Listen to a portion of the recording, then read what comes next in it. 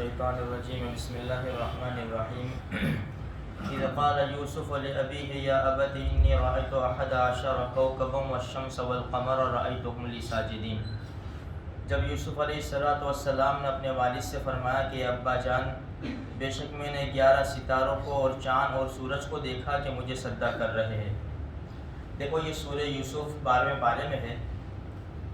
مفسرین کرام نے لکھا ہے کہ قرآن کریم میں یہ بڑا مفصل واقعہ موجود ہے، تفصیل کے ساتھ ہے، ورنہ جو واقعات قرآن کریم میں ہے اشارہ کیا ہے اور حدیث میں نبی کریم صلی اللہ علیہ وسلم نے اس واقعے کو کھول کر بیان کیا۔ لیکن یہ یوسف علیہ نبینا علیہ الصلوۃ والتسلیم کا واقعہ ایسا زبردست ہے کہ اللہ تبارک و تعالیٰ نے اس کو تفصیل کے ساتھ بیان کیا ہے۔ وہ اس وجہ سے بیان کیا کہ اس سے ہم سبق حاصل کریں، عبرت حاصل کریں۔ واقعہ بڑا لمبا ہے، مختصر طور کے اوپر یہ ہے کہ یوسف علیہ السلام جب بچپن ہی میں خواب دیکھتے ہیں، خواب میں یہ دیکھتے ہیں کہ بھئی 11 ستارے اور چاند سورج، یا 11 ستاروں سے مراد ان کے 11 بھائی ہیں اور چاند سورج سے مراد ان کے ماں باپ ہیں، مجھے سجدہ کر رہے۔ جب باپ کو یہ خواب سنایا تو باپ نے سمجھ لیا کہ اس کی بہت اونچی شان ہونے والی ہے، تو فطری طور پر محبت زیادہ ہونے لگی۔ بھائیوں کو یہ پسند نہیں آیا، انہوں نے آخر میں فیصلہ کیا کہ اقتلوا یوسف، بھائی یوسف کو قتل کرو، باپ سے دور کرو۔ پھر مشورہ ہوا کہ قتل نہ کرو، اس کو کنویں کے اندر پھینک دو، والقوہ فی غیابۃ الجب۔ مشورہ کر کے یعقوب علیہ السلام سے کسی بھی طرح اجازت مانگ کر یوسف علیہ السلام کو لے گئے، اور یوسف علیہ السلام کو ان لوگوں نے فَأَدْلَا دَلْوَا، کنویں میں ڈال دیا، اور ایک قافلہ آیا جس کو پانی کی ضرورت تھی، انہوں نے ڈول ڈالی تو یوسف علیہ السلام نکل آئے اس کے اندر۔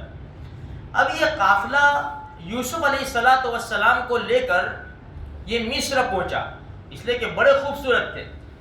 جب انہوں نے قافلے والوں نے پانی کے لیے ڈول ڈالی اور یوسف علیہ السلام وہ ڈول میں بیٹھ گئے تو انہوں نے کھینچا، جب لڑکے کو دیکھا نے تو ان کی زبان سے کیا نکلا؟ یا بشرا ھذا غلام، خوشخبری ہو، یہ بڑا خوبصورت لڑکا نکل آیا ہے۔ خیر، مصر کے بازار میں ان کی بولی لگی، بڑے بڑے تاجر اور بڑے بڑے مالدار لوگ جمع ہوئے اور ان کی بولی لگائی گئی، تو عزیز مصر نے ان کو خریدا۔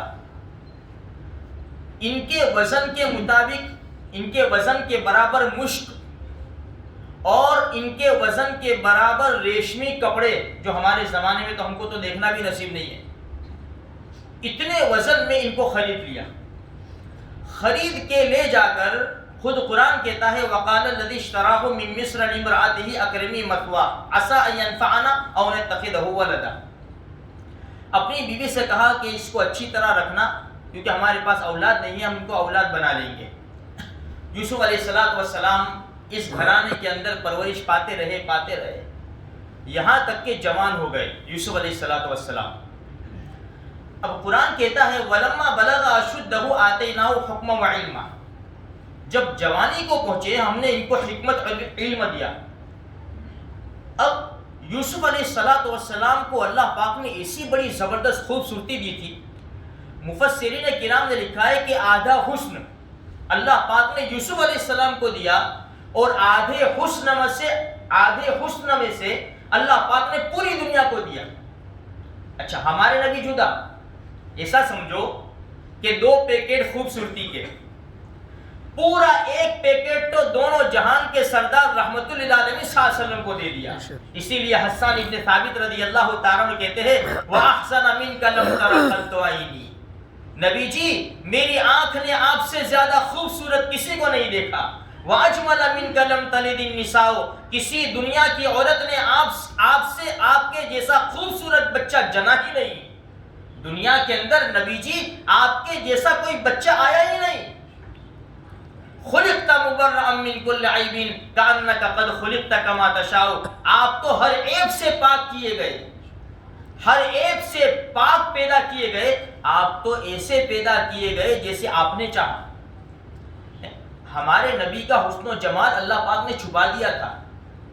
عبداللہ ابن مسعود رضی اللہ تعالیٰ عنہ یا کوئی دوسرے صحابی فرماتے ہیں 14ویں رات کا چاند چمک رہا تھا اور نیچے زمین کے اوپر نبی ایک اپنی چادر کے اندر ملبوس بیٹھے ہوئے تھے، چہرہ چمک رہا تھا۔ میں کبھی 14ویں رات کے چاند کو دیکھتا اور کبھی میرے نبی کے چہرے کو دیکھتا کہ کیا خوبصورت ہے، 14ویں رات کا چاند خوبصورت ہے یا میرے نبی کا چہرہ خوبصورت ہے۔ آخر میں نے فیصلہ کیا کہ چاند تیرے اندر داغ ہے اور میرے نبی کا چہرہ بے داغ ہے، اتنی خوبصورتی۔ اچھا، تو ایک پیکٹ تو سمجھو کہ ہمارے نبی کو دیا اور ایک پیکٹ میں سے آدھا۔ آج دنیا کے اندر بڑے خوبصورت لوگ ہیں، ایسے ایسے خوبصورت ہے کہ جب نگاہ پڑتی ہے تو جم جاتی ہے، ایسے خوبصورت دنیا کے اندر لوگ ہیں۔ اب اندازہ لگاؤ کہ آدھی خوبصورتی یوسف علیہ السلام کو دے دی تھی تو کتنا خوبصورت ہوں گے، اور ہر اعتبار سے یوسف علیہ السلام خوبصورت تھے، بالوں کے اعتبار سے، آنکھوں کے اعتبار سے، چہرے کے اعتبار سے، جسم کے اعتبار سے، ہر اعتبار سے خوبصورت تھے۔ تو قرآن کہتا ہے وراودت التی هو فی بیتها عن نفسی، عزیز مصر کی بیوی ان کو دیکھ کر دیوانی اور پاگل ہو گئی۔ جب جوان ہوئے، جوانی کو پہنچے، وہیں پرورش پائی، دیکھتی رہتی تھی۔ اب ایک دن ارادہ کر لیا عزیز مصر کی بیوی نے کہ مجھے یوسف کو پھسلانا ہے اور پھسلا بہکا کر مجھے اپنا ارادہ پورا کرنا ہے، اپنا کام پورا کرنا ہے۔ تو اس نے کیا کیا، دروازے بند کر دیے محل کے، کیونکہ عزیز مصر کی بیوی تھی، بڑا کافی محل تھا، دروازے بند کر دیے اس نے۔ اور یوسف علیہ السلام کی تعریف کی پہلے تو اس نے کہ یوسف تیرے بال کتنے بہترین ہیں۔ یوسف علیہ السلام نے فرمایا جب میں مر جاؤں گا، قبر میں دفن کر دیا جاؤں گا تو سب سے پہلے میرے بال میرے جسم سے جدا ہو جائیں گے۔ تو پھر کہنے لگی یوسف تیری آنکھیں بڑی خوبصورت ہے۔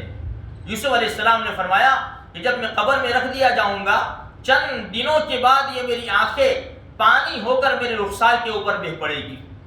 یوسف تیرا جسم بڑا خوبصورت ہے۔ جواب دیتے گئے کہ یہ جسم بھی خلاص ہو جائے گا، یہ بھی مٹی میں مل جائے گا۔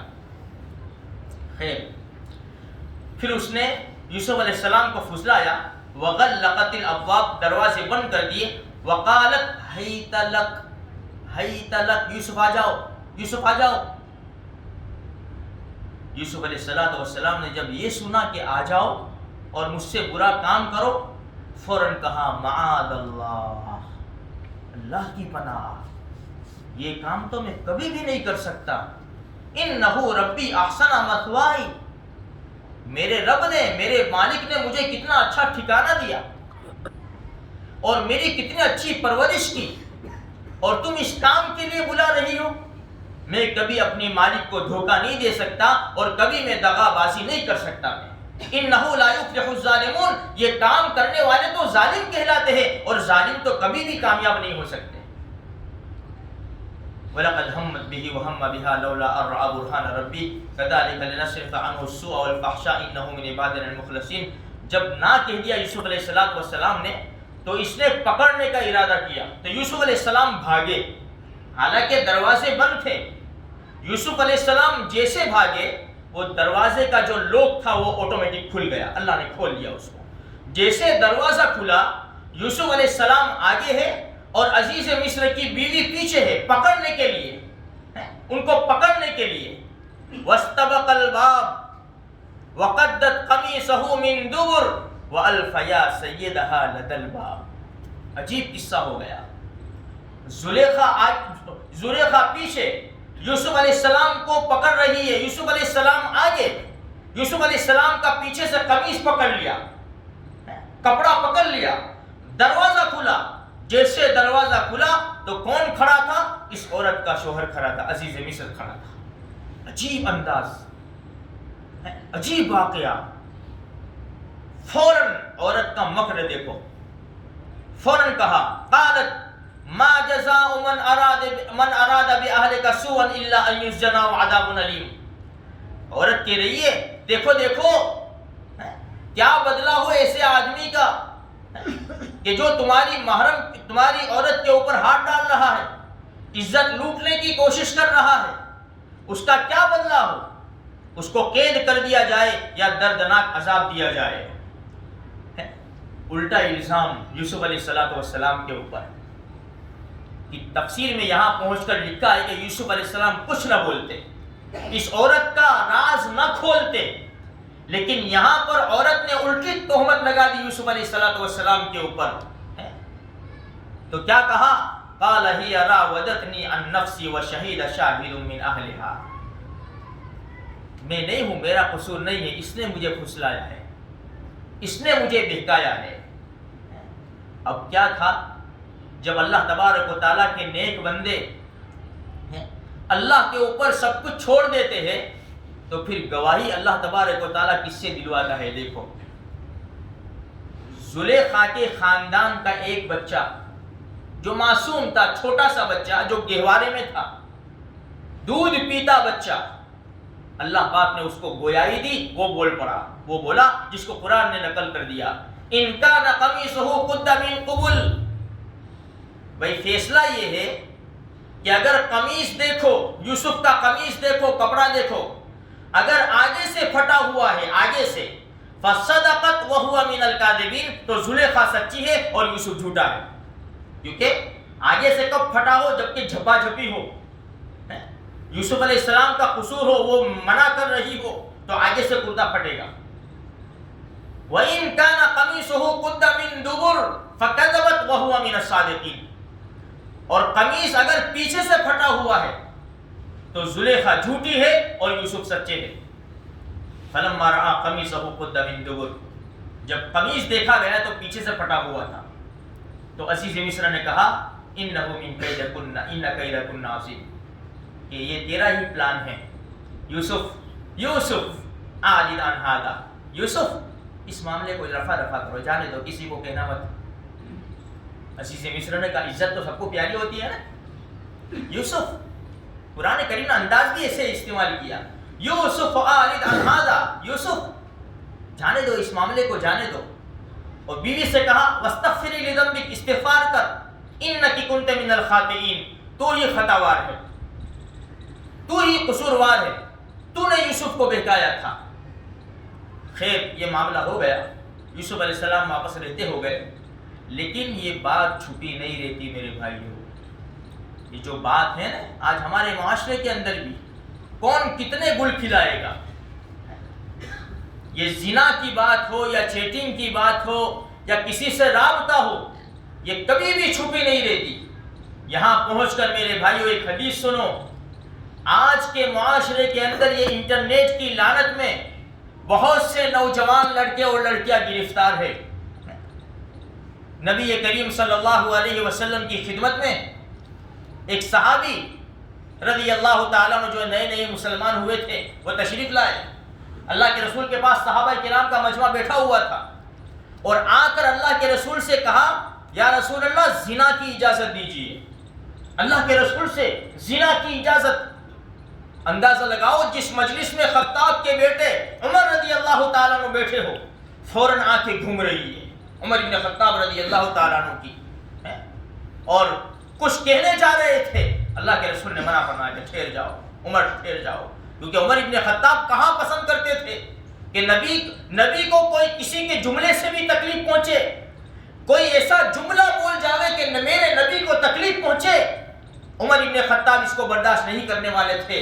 آج میرے بھائیوں ہم نمازیں چھوڑتے ہیں, ہم جھوٹ بولتے ہیں, ہم رشوت لیتے ہیں, ہم اللہ کے رسول صلی اللہ علیہ وسلم کے پیارے طریقے چھوڑتے ہیں. کیا کالی کملے والی کو مدینہ منورہ کے اندر روضہ اقدس کے اندر تکلیف نہیں پہنچی؟ ہماری وجہ سے تکلیف نہیں پہنچتی ہوگی؟ ہم سوچے تو صحیح ہم کس کے امتی ہیں. اللہ پاک نے ہم کو کیسا مرتبہ دیا ہے اور کیسے بڑے زبردست نبی ہمیں عطا کیے ہیں. آج اگر ایک بھی حکم توڑے ہمیں سوچنا چاہیے کہ میں کس کے حکم کو توڑ رہا ہوں. عمر ابن خطاب رضی اللہ تعالیٰ عنہ کو روکا. اللہ کے رسول نے وہ صحابی رضی اللہ تعالیٰ عنہ کو بلایا اور کہا کہ ادھر آ جاؤ, میرے قریب آؤ. اللہ کے رسول صلی اللہ علیہ وسلم نے ان سے پوچھا کیا تم یہ پسند کرتے ہو کہ تمہاری ماں کے ساتھ کوئی زنا کرے؟ نہیں یا رسول اللہ, کیسے پسند کروں گا میں. فرمایا کہ تم کسی کے ساتھ زنا کرو گے وہ بھی کسی کی ماں ہوگی. کیا تم پسند کرتے ہو تمہاری خالہ کے ساتھ کوئی زنا کرے؟ تمہاری بہو کے ساتھ، تمہاری بیٹی کے ساتھ، تمہاری بہن کے ساتھ نہیں یا رسول اللہ صلی اللہ علیہ وسلم، تم بھی کسی کے ساتھ زنا کرو گے، وہ کسی کی ماں ہوگی، کسی کی بیٹی ہوگی، کسی کی بہن ہوگی، کسی کی خالہ ہوگی، کسی کی پھوپھی ہوگی. جس طرح تم پسند نہیں کرتے اس طرح دوسرے لوگ بھی پسند نہیں کرتے.